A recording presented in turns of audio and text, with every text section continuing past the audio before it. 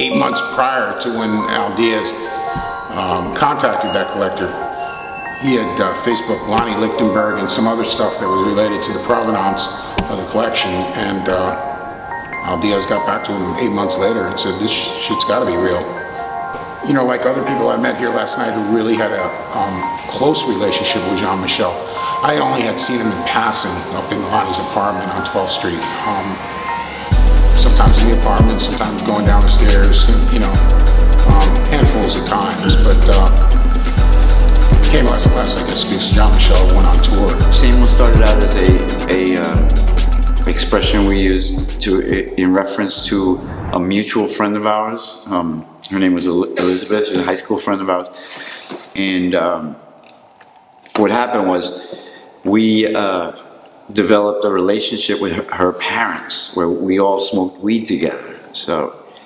And it became kind of like dull after, you know, not that long. I guess maybe after a couple of weeks of doing this over and over and over again.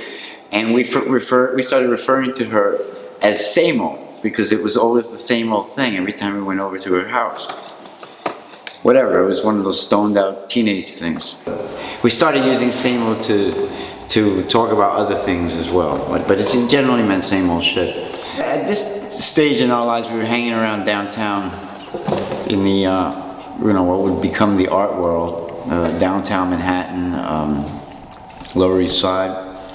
And that's where we wrote a lot of our stuff. So it kind of got attention from the art world and from people in that part of the city.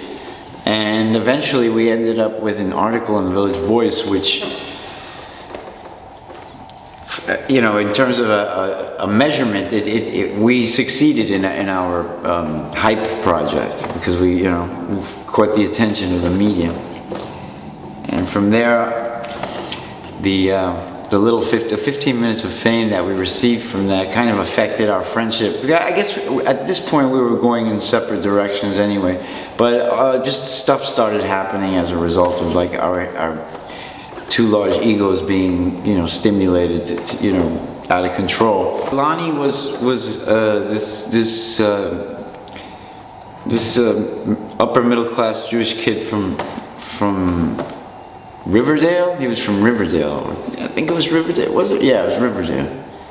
And he moved to the city. His clientele was mostly artists, young artists.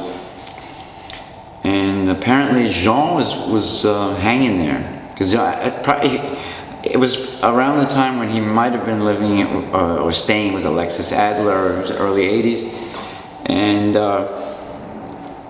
he was up the block, basically 2 blocks away. So he probably frequented Lonnie's and would hang out there,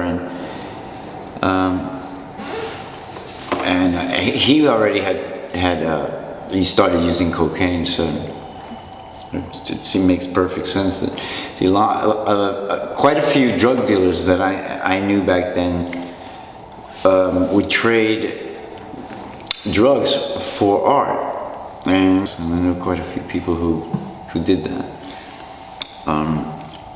It was a very seedy kind of, you know, I mean, I'm sure it didn't start out that way, but it didn't seem like there was much cleaning going on. I almost sat on a syringe on the couch there once, and it started deteriorating, but there were always more than like a half a dozen people when I went there to visit, and it would seem like a kind of a place to hang, to get high, a little den. And it just kind of got seedier and seedier over the years, and I stopped. I wasn't using cocaine in the early '80s much. So I stopped frequenting it, but apparently Lonnie's appetite for drugs became worse and worse and bigger, like it happens to so many of us. And the last time I saw Lonnie, I think it was in the '90s, and he was a bum in the subway. And I looked at him and I said, "Lonnie?" And I think he said, "Yeah." And it was, my heart stopped. Even though I was strung out at the time, he was like really far gone. And I think he died of AIDS in 2003. But yeah, so this work comes from that period when Lonnie was, had a little parlor art, Jean was a curious fellow, to say the least.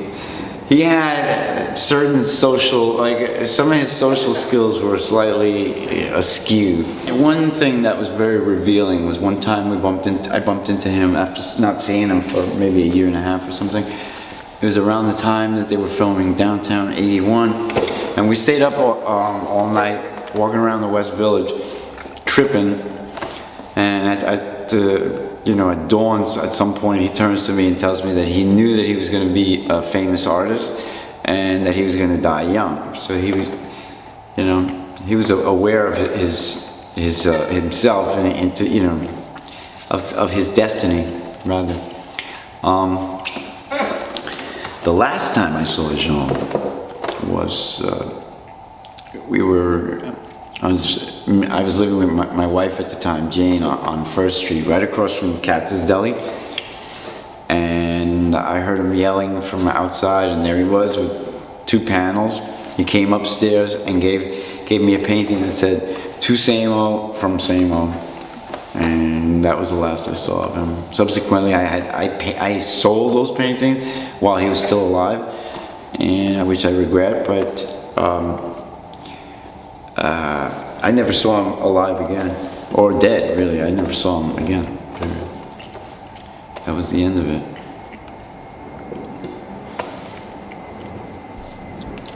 I don't know where those paintings are.